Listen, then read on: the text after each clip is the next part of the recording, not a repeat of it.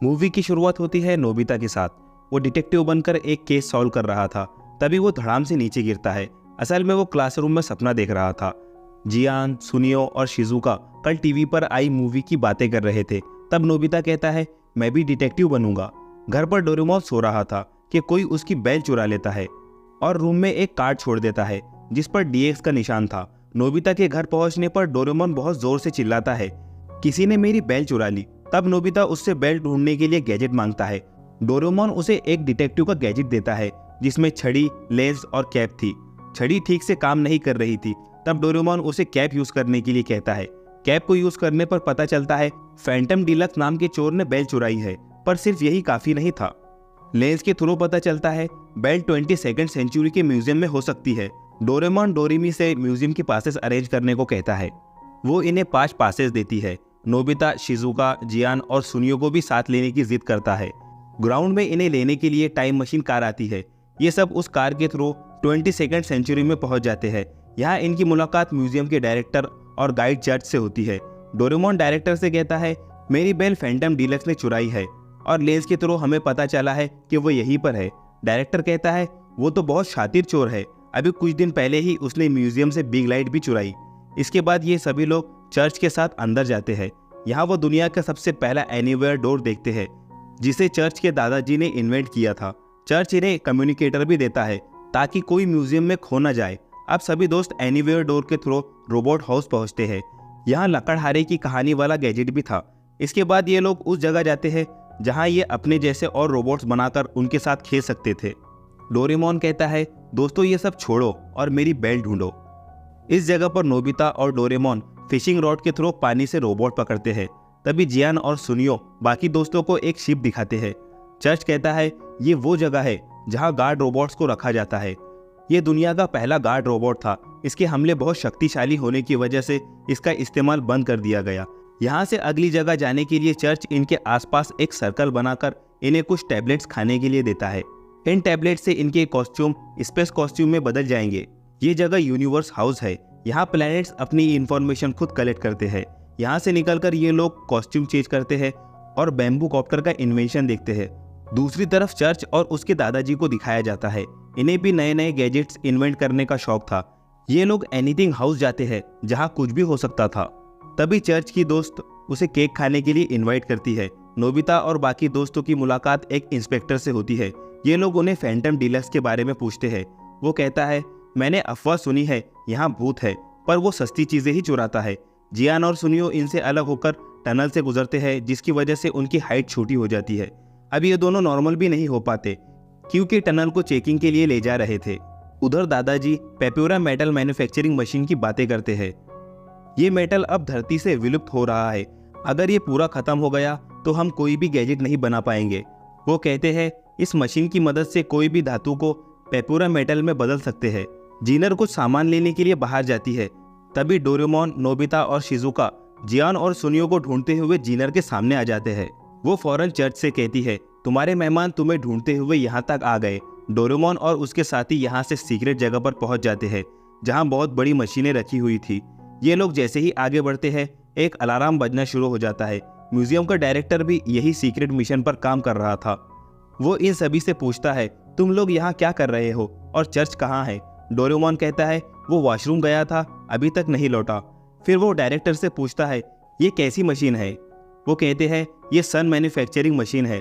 जब doctor Hartmann anywhere door का आविष्कार कर रहे थे उसी वक्त डॉक्टर पेप्यूरा इस मशीन को तैयार कर रहे थे, मगर उनकी एक छोटी सी गलती की वजह से इस आर्टिफिशियल सन ने बहुत तबाही मचाई थी, जिसकी वजह से उनका लाइसेंस रद्द कर दिया गया और उन्हें देश से निकाल दिया गया। किसी तरह जियान और सुनियो भी वहां तक पहुंच जाते हैं। तभी चर्च भी वहां आ जाता है। डायरेक्टर चर्च पर बहुत गुस्सा करते हैं। वो कहते हैं, मैंने तुम्हें एक काम दिया था, इन लोगों को म्यूजियम दिखाने की बजाय तुम कहाँ चले गए थे? फिर वो डोरेमोन और बाकी सबसे कहता है, अब म्यूजियम बंद हो चुका है, आप लोग कल आइएगा। डोरेमोन अपनी बेल लिए बगैर यहाँ से जाना नहीं चाहता था, इसलिए डायरेक्टर आज रात इन्हें चर्च के घर रुकने को कहते हैं। ये लोग यहाँ खूब इंजॉय करते हैं। यहाँ इन लोगों की मुलाकात पेपर से होती है। ये एक एब्जॉर्बिंग गैजेट है जिसे चर्च ने ही गलती से बना दिया था। वो चीजें एब्जॉर्ब तो करता था मगर उन्हें खुद ही खा जाता था। उसी रात डोरेमोन सोते हुए अपनी और नोबिता की दोस्ती को याद करता है कि किस तरह नोबिता ने उसकी बेल ढूंढने के लिए अपनी जी जान लगा दी, इसलिए वो बेल डोरेमोन के लिए बहुत खास थी। अगले दिन जब ये लोग म्यूजियम पहुंचते हैं तो म्यूजियम बंद था। वो डायरेक्टर से पूछते हैं तो वो कहते हैं फैंटम डीलक्स ने यहाँ आकर सबको धमकी दी है, आज रात मैं म्यूजियम की सबसे कीमती चीज को चुरा कर ले जाऊंगा। डायरेक्टर और पुलिस दोनों बहुत परेशान थे। तभी डोरेमोन को लेन से फैंटम डीलक्स की चोरी करने की जगह का सुझाव आता है। लेंस चोरी की जाने वाली जगह में पहले एनीथिंग हाउस और फिर यूनिवर्स हाउस को दिखाती है। डायरेक्टर इन सभी जगह पर सिक्योरिटी टाइट कर देते हैं। डोरेमोन और सभी दोस्त एनीथिंग हाउस में पहरा दे रहे थे। तभी फैंटम डीलक्स अपने गैजेट से नेचर हाउस पर हमला कर देता है। इंस्पेक्टर फौरन एनीथिंग हाउस पहुंचकर सबको आगाह कर देता है, मगर तब तक फैंटम वहां पहुंच चुका था। उसने डार्क लाइट लगाकर सब तरफ अंधेरा कर दिया था और एनीथिंग हाउस तक पहुंचने के सारे रास्ते भी बंद कर दिए थे। इन लोगों के बीच फाइट स्टार्ट हो जाती है। फैंटम उन्हें उलझाकर 4 गैजेट्स लेकर वहां से भाग जाता है। नोबिता हिंट लेंस में घूमता हुआ दरवाजा देखता है। उसने टोटल 6 चीजें चुराई थी, इसलिए हिंट लेंस दोबारा पूछने पर गैजेट रिपेयरिंग फैक्ट्री को दिखाता है। नोबिता की कैप उसे क्लू देती है। वो डायरेक्टर से कहता है चोरी हुए गैजेट किस तारीख को रिपेयरिंग के लिए भेजे गए थे। यह वही तारीख थी जिस दिन डॉक्टर पेप्यूरा को बाहर निकाला गया था। इंस्पेक्टर कहता है जरूर डॉक्टर पेप्यूरा और चोरी हुए गैजेट्स में कोई कनेक्शन है। नोबिता की रडार स्टिक दीवार पर लगी पेंटिंग की तरफ इशारा कर रही थी। शिजुका के टच करते ही पेंटिंग से सीढ़ियां बाहर आ जाती है। अंदर जाने से पहले चर्च प्रोफेसर को इन्फॉर्म कर देता है। थोड़ा आगे बढ़ने पर ये लोग चारों तरफ से कैद हो जाते हैं। इनके सामने एक गैजेट खड़ा था। वो इन्हें पत्थर बनाने की कोशिश करता है, मगर शिजुका उसे मिरर दिखाकर उसे ही पत्थर का बना देती है। यहाँ से निकलते वक्त नोबिता को चर्च का मॉनिटर मिलता है और तभी इनके सामने फैंटम आ जाता है। नोबिता कहता है मुझे फैंटम डीलक्स की हकीकत पता चल चुकी है। असल में चर्च ही फैंटम है और जो इनके साथ घूम रहा है वो चर्च का क्लोन है।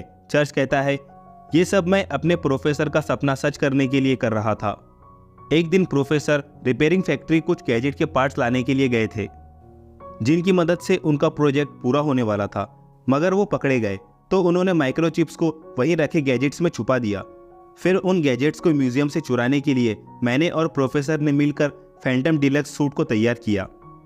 दूसरी तरफ इंस्पेक्टर डायरेक्टर पर शक कर रहा था। जियान पूछता है डायरेक्टर इतना बौखलाया हुआ क्यों था। चर्च कहता है असल में उन्होंने फिश ग्रास कटिंग में पैसे छुपाए थे। उनके ऑफिस से जाने के बाद जिनर वहां चाय लाने के लिए गई थी, मगर गलती से फिश ग्रास कटिंग से बहुत सारे फिश बन गए, जिन्हें नेचर हाउस में छोड़ दिया गया।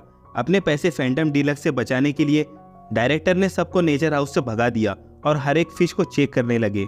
आखिरकार उन्हें पैसे मिल गए। फिर चर्च कहता है आज प्रोफेसर का सपना पूरा होने वाला है, मैं हार नहीं मान सकता। चर्च के पीछे जियान और सुनियो भी अंदर घुस जाते हैं। बिग लाइट को जोड़कर जियान और सुनियो दोबारा बड़े हो जाते हैं। प्रोफेसर भी मशीन तैयार कर चुके थे, मगर म्यूजियम का मेटल पेप्यूरा मेटल में बदलने की बजाय गायब हो जाता है। सन मैन्युफैक्चरिंग मशीन दोबारा एक्टिव हो चुकी थी।